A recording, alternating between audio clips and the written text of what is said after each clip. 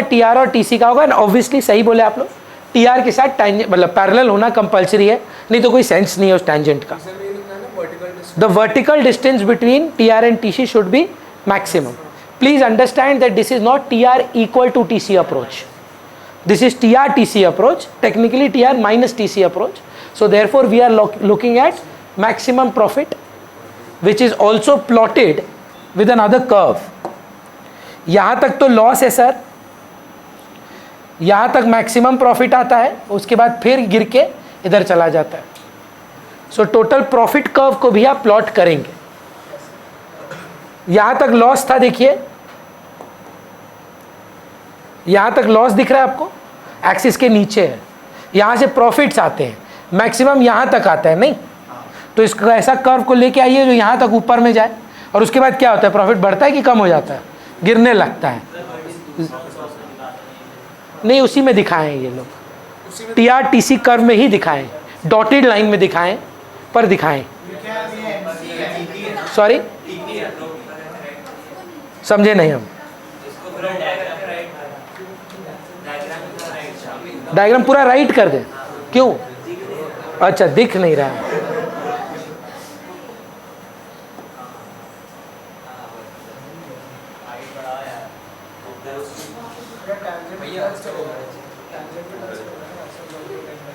Not necessary, maximum distance होना हो profit का। उसी में बनाइए, कोई बात नहीं, उसी में बनाइए। वो लोग बुक में उसी में बना के दिया है। यहाँ पे आपका कॉस्ट एंड रेवेन्यू और यहाँ आउटपुट, मतलब जो डायग्राम में ले रहे हैं वही। फिर से देखिए,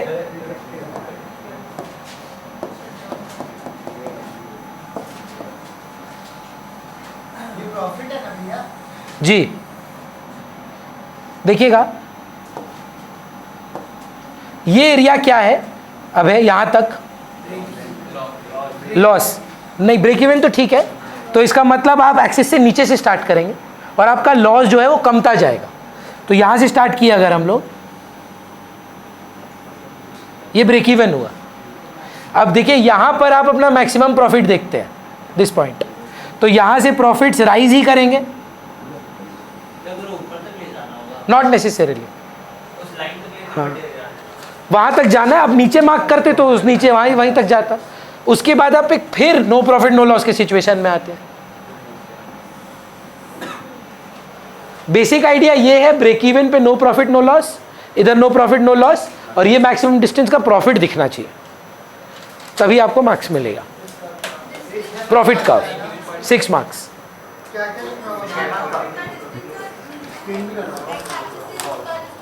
देखिए मापते तो हम लोग है नहीं, क्योंकि प्लॉट नहीं करते, लगभग सेम होना चाहिए, चलेगा।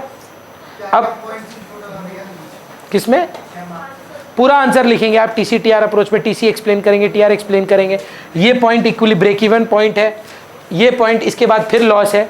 तो प्रोड्यूसर जो है वो हमेशा क्यू और क्यू1 के बीच में काम करेगा, क्यू और क्यू1 के बीच में कौन सा पॉइंट पे काम करेगा, इसलिए टैंजेंट इंक्लूड करेंगे। टैंजेंट जहाँ इंक्लूड करेंगे वहाँ मैक्सिमम प्रॉफिट्स है, बिकॉज टीआर और टीसी का डिफरेंस सबसे ज़्यादा है, और वही इक्विलिब्रियम है विद प्रॉफिट।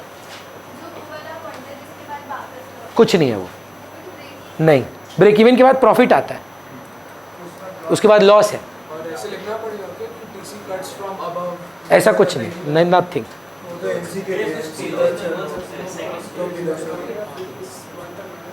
चलिए अब एमसीएमआर अप्रोच पे आते हैं। एमसीएमआर अप्रोच करने से पहले आप अगर नोटिस किए होंगे, कंडीशन 3 है, 2 नहीं है। ये मतलब मैक्सिमम स्टूडेंट्स भूल जाते हैं, AR ग्रेटर देन और इक्वल टू AVC।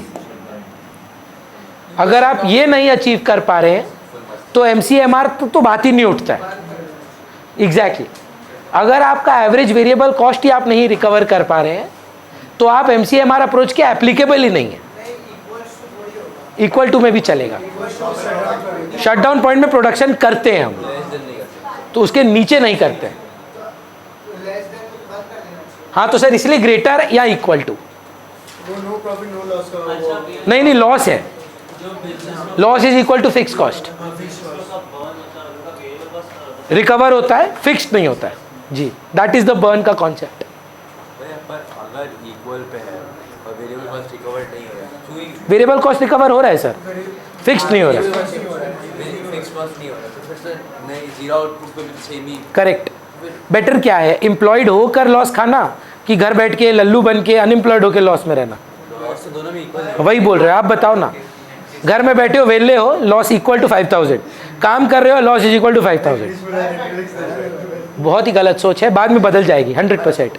वो टाइम पे और कुछ और काम। पर अगर ये नहीं करोगे तो मार्केट कैप्चर कैसे करोगे? उस टाइम तो चांसेस भी रहेगा कि हम लोग अचीव कर। अगर यही सोचकर अगर कोई आदमी चालू करेगा लॉस में, तो खाली फिक्स कॉस्ट ही लॉस खाएगा, और रिकवर करते करते क्या होगा, उसका फिक्स कॉस्ट धीरे धीरे रिकवरी में जाएगा। अगर वो चालू ही नहीं करेगा तो रिकवरी का कोई क्वेश्चन ही नहीं उठता। क्लियर है? तो इसीलिए we would want to produce when AR is equal to ABC, that point is shut down point. चलेगा? और MC शुड कट। तो अब आता है इक्विलिब्रियम कंडीशन। ये ना इक्विलिब्रियम कंडीशन नहीं है, ये इक्विलिब्रियम कंडीशन के लिए आप एप्लीकेबल है कि नहीं, ये वो है। अगर एप्लीकेबल है तब आता है equilibrium condition number 1, MC equal to MR and MC cuts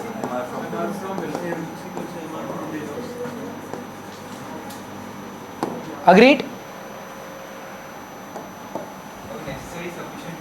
बता रहे हैं, ये तो देखिए नेसेसरी है डायग्रामेटिकली स्पीकिंग। ये कौन सा कर्व था? P equal to AR equal to, और यहां पर आप ले आइए मार्जिनल कॉस्ट कर्व।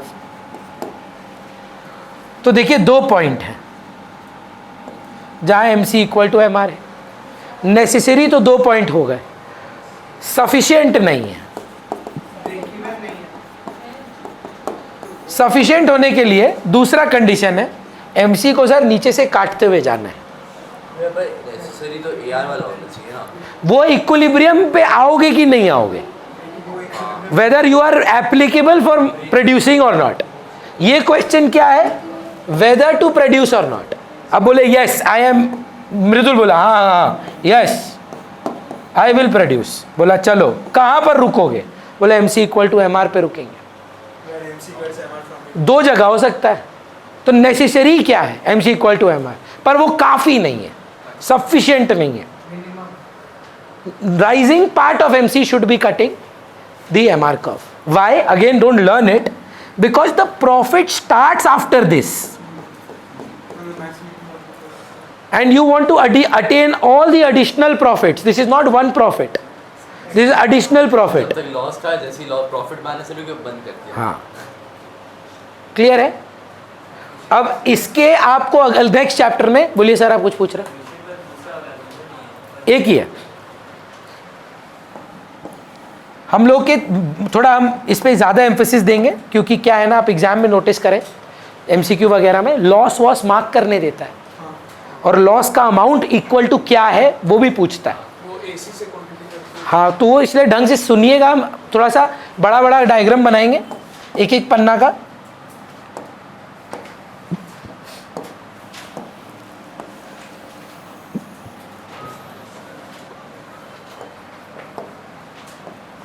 पहले आता है हमारा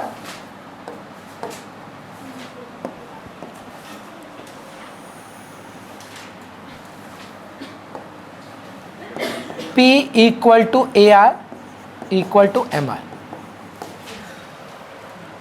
पहला क्या देखना आपको, प्रॉफिट की लॉस? लॉस वाला करते हैं पहले। लॉस वाले के लिए आपको ये चीज याद रखना है कि आपको 2 कर्व लगेंगे, AC और नहीं, ABC, AC और ABC। रीजन भी कि आप ये कंडीशन फुलफिल करके लॉस खा रहे हैं, ये बताना होगा आपको कि आपका लॉस वेरिएबल कॉस्ट के लिए नहीं है, फिक्स्ड कॉस्ट के लिए। तो इसके लिए आपको प्रूव करना होगा एवरेज वेरिएबल कॉस्ट को एवरेज रेवेन्यू के नीचे रख के, एवरेज कॉस्ट ऊपर रहेगा, लॉस है ना भाई। मैं तो ये भी तो सकते हैं यार, इक्वल्स टू ABC। वो तो लॉस कहाँ हुआ, तो शट डाउन पॉइंट हुआ है ना, ओवरऑल लॉस है। आपको थोड़ा लॉस रिकवर करना है, इक्वल भी कर सकते हैं पर उसको अलग डायग्राम में देखेंगे।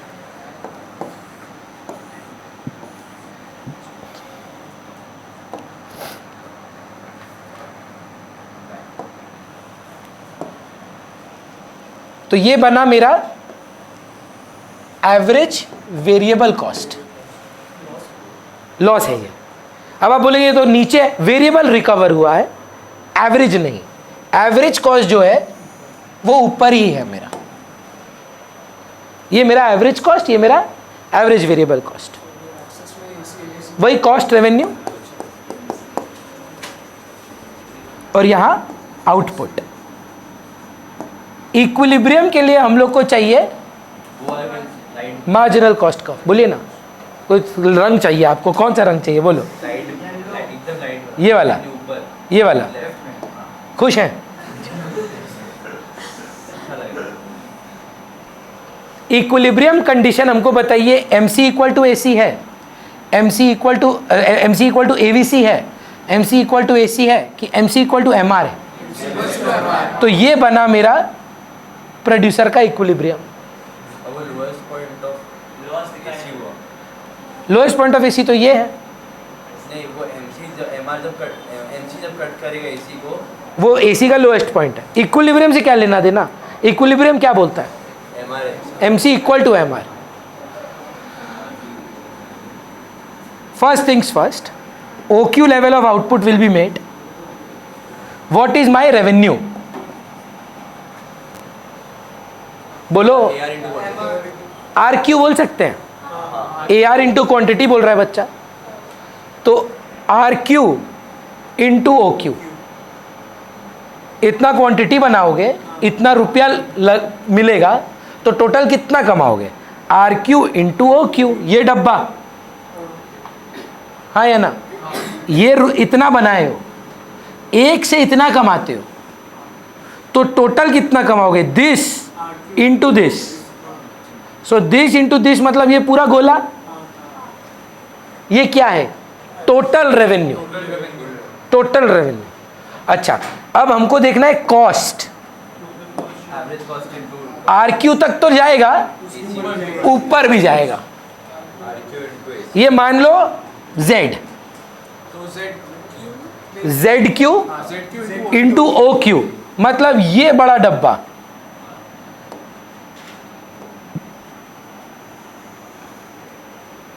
ये बड़ा डब्बा जो आप देख रहे हैं, नहीं नहीं, ये टोटल कॉस्ट है, ये आपका टोटल कॉस्ट, ये डब्बा, और ये जो आपका डब्बा है टोटल रेवेन्यू है।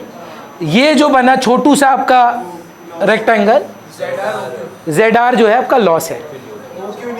जो आप नाम देना चाहें कुछ भी दे दें, CBZR, ये आपका लॉस।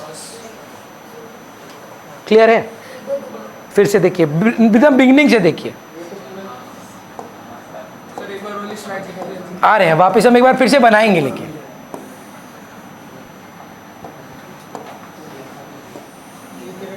या फिर P equal to R equal to MR।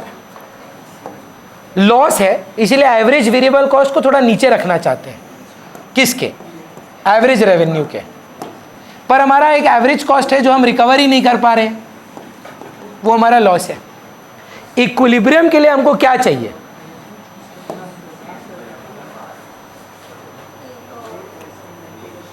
What is equilibrium condition, MC equal to MR, तो MC बना लेते हैं। अब इक्विलिब्रियम कंडीशन क्या है, equilibrium condition which is this point. So what is OQ into, let's say, RQ, and if I multiply this here and call it Z, what is ZORQ? Total revenue, that is AR into Q, where AR is equal to at OQ QR. So OQ into QR is equal to ZOQR, which is what? Total revenue. at this output, how much of my ZO into Q. cost have I, बोलिए ना, ZO into OQ ना. ऐसे नहीं, OQ into RQ is equal to ZO RQ. What is QR? QR is average revenue. QR आपने जो question लिखी है QR average revenue A plus क्या? into quantity. AR into Q क्या आता है? AR into Q1 revenue Total revenue. तो what is AR? RQ. What is quantity? OQ. तो quantity into AR is equal to this rectangle here, which is total revenue. क्या O A plus OQ equals to At है वो, at at OQ level of output, A QR. QR is my revenue. So what is my total revenue? ये multiply किया. Same at OQ. What is my total average cost? CQ. तो CQ into OQ. Total cost. Let's say P. CPZR is loss. एक second, true false. Loss equal to average fix cost into quantity which is equal to total fix cost. Variable cost थोड़ा recover हुआ है. Recover है sir, पूरा variable recovered है. तो जो नुकसान है पूरा नहीं, वो फिक्स कॉस्ट का ही है. पूरा थोड़ी फिक्स कॉस्ट का लॉस होगा. पूरा ही जो लॉस है वो फिक्स कॉस्ट के लिए है. पूरा फिक्स्ड कॉस्ट लॉस नहीं है, पूरा लॉस फिक्स कॉस्ट ही है. True and false में क्या होगा? हाँ यही है, that the amount of loss is equal to the fix cost, not wholly, but whatever is your loss is due to what? Unrecovered fix cost बोल लो. लेकिन some part of the fix cost is being recovered because ABC is below AR. अगर ऐसे tangent करके थोड़ा ज्यादा तो बोल सकते हैं. अभी आएगा ना शट डाउन. एक बार प्रीवियस डायग्राम भी देखिए, सेम. ये क्या है, कौन सा रिकवर नहीं हुआ? फिक्स कॉस्ट नहीं रिकवर हुआ, some part of fix cost. अब देखिए यही लॉस, यही लॉस. हम आपको एक और चीज दिखाते हैं. वो जो पतला छोटा ट्रायंगल में ना लॉस का, ट्राइंगल नहीं, रेक्टेंगल सॉरी, हाँ वो तो टोटल फिक्स कॉस्ट जो रिकवर नहीं, टोटल फिक्स कॉस्ट जो रिकवर नहीं. एब्सोल्युटली. ये जो है आपका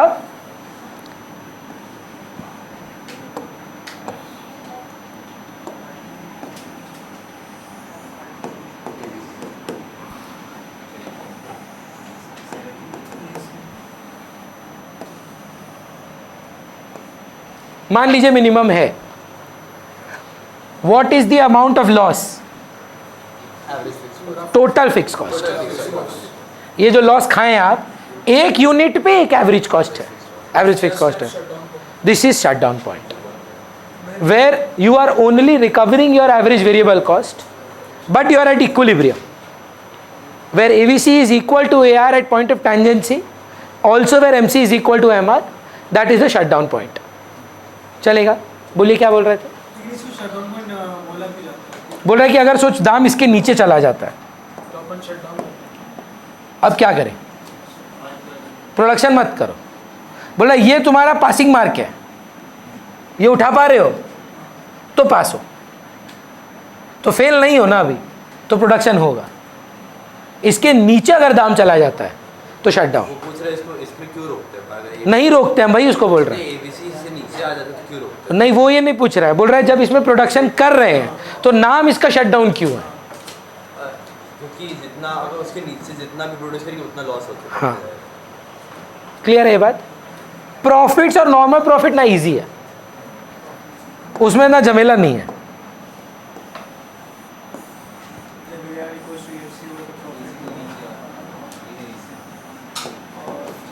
ये बोलिए क्या बनाए हैं? नहीं, कर्व का सिचुएशन क्या है? और क्या बोल सकते हैं? और क्या बोल सकते हैं? ये पॉइंट का नाम break even point, earning normal profit, या no profit no loss. Exam में आएगा, show what kind of profits will the firm earn in the long run if you are under perfect competition. This diagram क्या changes करेंगे, बस ध्यान से. LAC, LMC, long run marginal cost curve, long run average. क्योंकि जब आप long run में हैं तो कॉस्ट शॉर्ट रन तो नहीं होगा, तो बस एक एल यहां ऐड कर दीजिए, हो गया काम खत्म। Long run average cost curve, long run marginal cost curve, ये रिलेशनशिप सेम होता है लॉन्ग रन में भी, है नहीं सिलेबस में, पर वो पार्ट तो है कि लॉन्ग रन में क्या मिलता है, तो उसको डायग्रामेटिकली पूछ सकता है। क्या डायग्राम के साथ आप लॉन्ग रन ऐड किए थे? Last but not the least, super normal profits. Below. AR is greater than AC and ABC. When AC is below the AR.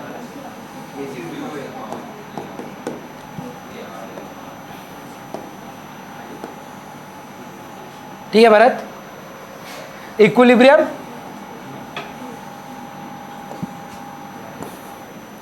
इसमें एबीसी बनाने की जरूरत नीड नहीं है। अगर एसी रिकवर कर रहे हो तो एबीसी तो कर ही रहे होगे, हाँ ना, बढ़िया। और राइजिंग पार्ट ऑफ एबीसी ये कितना था, क्या था, कॉस्ट, वही C Q into O Q,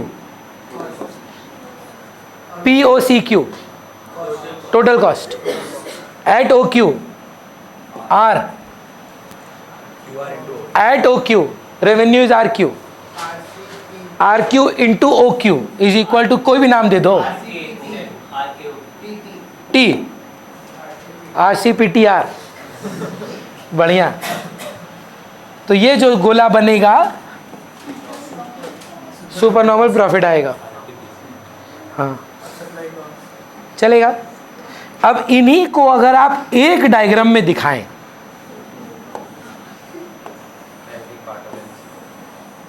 मान लीजिए P equal to AR equal to MR, एक point, sorry, Rising part of MC. P equal to AR equal to MR दूसरा प्राइस, और ये तीसरा प्राइस, तीन अलग अलग प्राइस है।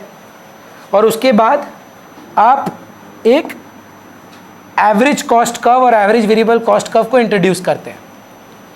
तो एक आया आपका एवरेज कॉस्ट कर्व ऐसे, और एक आया आपका एवरेज वेरिएबल कॉस्ट कर्व कुछ ऐसे।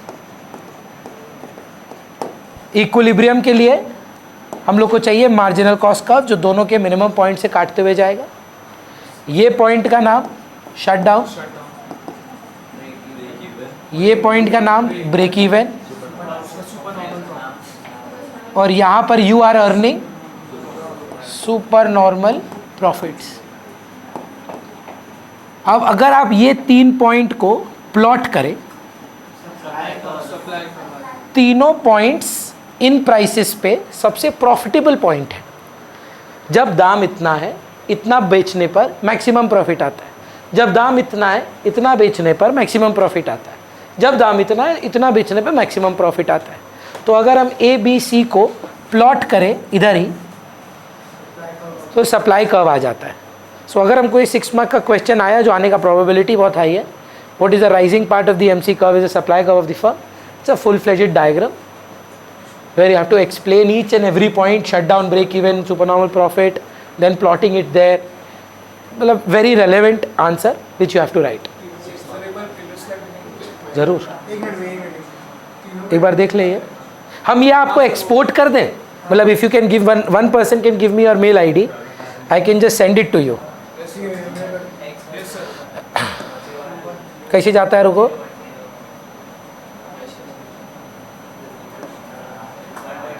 USB में डाल देते हैं, रुको।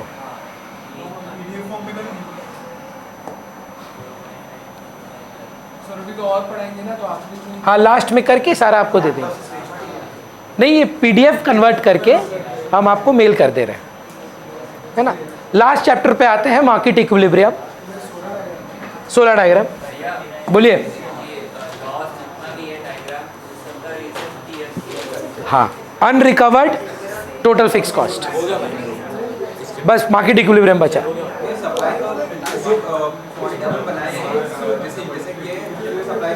जी, all the 3 intersection points you plot it and then you get it.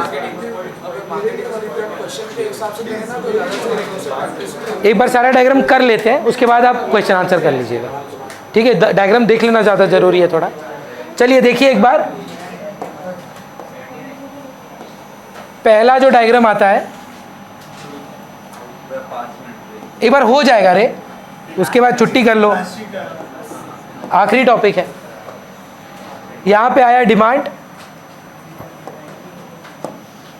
और ये हमारा supply. First diagram is determination of market equilibrium under perfect competition. ये आपका डायग्राम मैक्रो में भी है, if you are doing balance of payment foreign exchange, determination of exchange rate, same diagram, concept भी same है। whenever there will be excess demand, price will rise, will lead to another new equilibrium where demand will be equal to supply. When prices will rise, there will be a contraction in demand and an extension in supply. So new quantities will be supplied at higher prices and lesser quantities will be demanded at higher prices, and we would reach an equilibrium here. So this AB is excess demand. On the other hand, if there is excess supply, prices will shoot down or come down, leading an extension in quantity demanded and a contraction in quantity supplied, which will lead to a new equilibrium price. Again the old one, this is known as the equilibrium price, this is known as the equilibrium quantity, this is equilibrium. ये आपका पहला diagram है। Next diagram पे आते हैं, which is our demand curve shifting, supply remaining the same. So मान लीजिए ये आपका डिमांड कर्व है, ये आपका सप्लाई कर्व है, और डिमांड में आप चेंज दिखाएंगे, ग्रीन से ही करते हैं, डिमांड इज ग्रीन।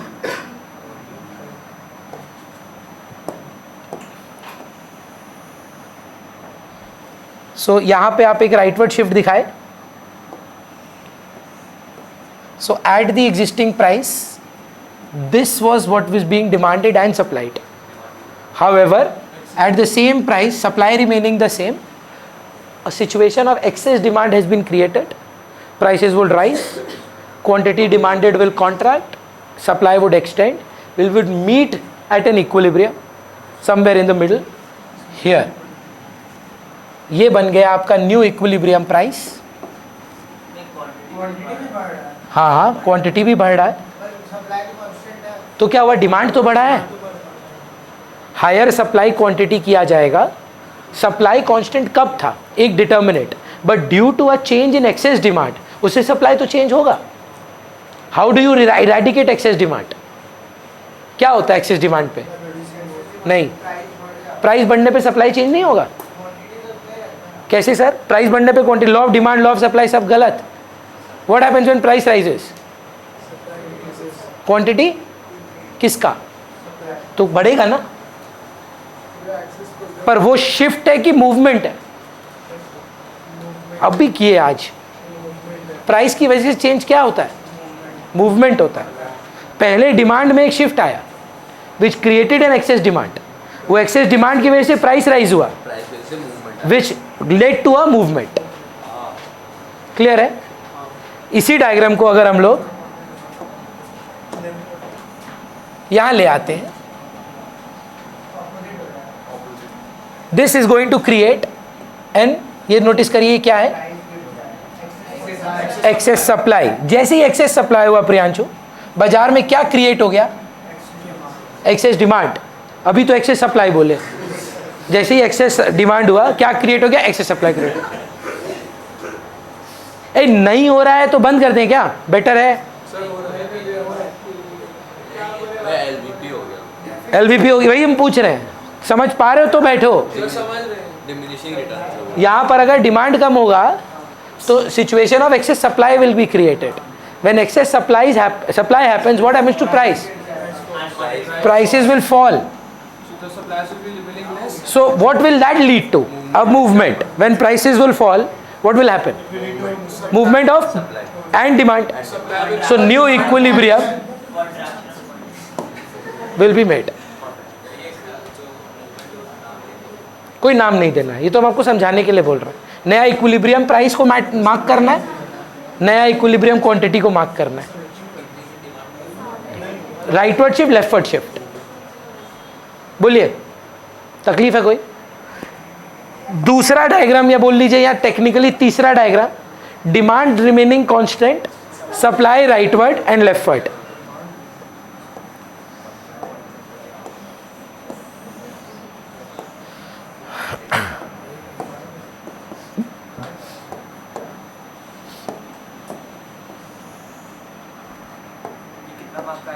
कम से कम 6, कम से कम।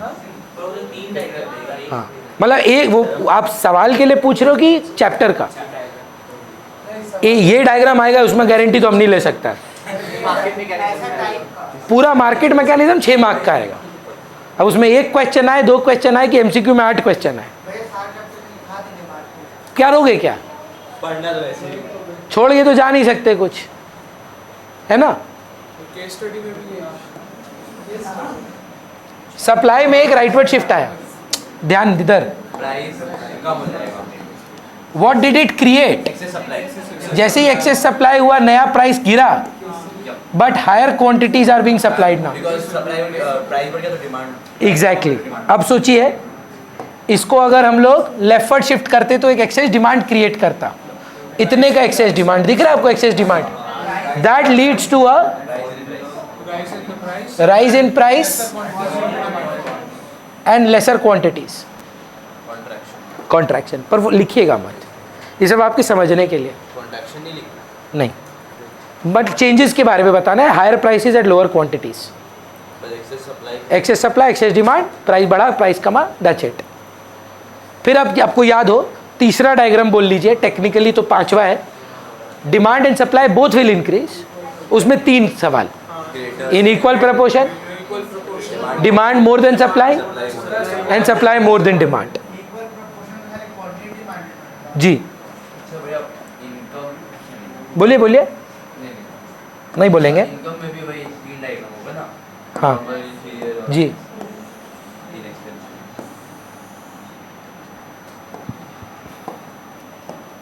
ये उल्टा होना चाहिए हाँ, लेकिन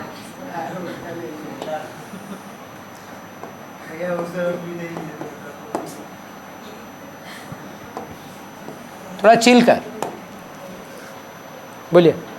बनाए? कोई डाउट? ले जाइए, हाँ घर पे इससे बना। ये डिमांड, ये सप्लाई। अब राइटवर्ड शिफ्ट ऑफ डिमांड होगा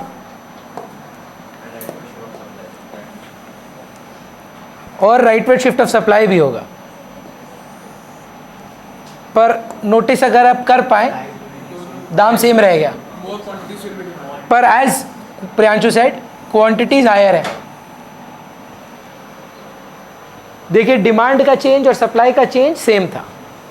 अब आप क्या करेंगे, डिमांड का राइटवर्ड जो है वो ज़्यादा होगा और सप्लाई का राइटवर्ड कम। मतलब demand is changing more than supply which will create an excess demand, then again prices will rise.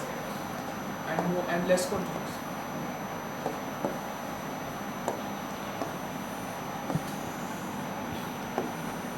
हम सेम कलर से करेंगे तो कंफ्यूज तो नहीं हो जाएंगे ना आप?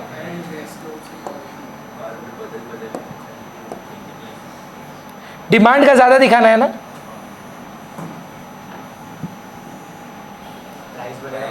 सो ओरिजिनल इक्विलिब्रियम अगर मार्क करें हम लोग, क्वांटिटी ज़्यादा पड़ेगा, प्राइस कम। ये था, ये जो है अब आपका इतना एक्सेस सप्लाई होता, but this leads to an excess demand.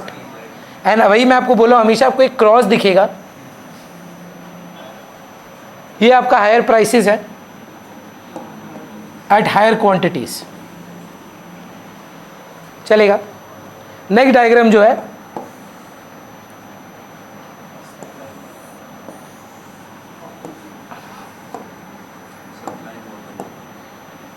Demand